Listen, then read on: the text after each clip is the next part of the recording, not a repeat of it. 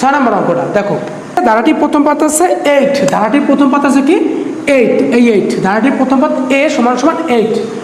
আর সাধারণ অন্তর হলো দ্বিতীয় পদ বিয়োগ প্রথম পদ। দ্বিতীয় পদ আসলো 11, এই 11 প্লাস 11, প্লাস দেওয়ার কোনো প্রয়োজন নাই, প্লাস দেওয়ার কোনো প্রয়োজন নাই। 11 মাইনাস হলো দেবো 8, এই 8, 11 থেকে 8 কমে গেলে থাকে 3, এই 3 অন্তর পাইলাম কত 3। আরেকটা দেওয়া আছে আমার ধারাটির শেষ পদ দিয়ে দেওয়া আছে, দেখো 392 লিখতে পারি ধারাটির শেষ পদ, এল লাস্ট পদ, এল সমান সমান 392, এই হলো আমার মান দিয়ে দেওয়া আছে।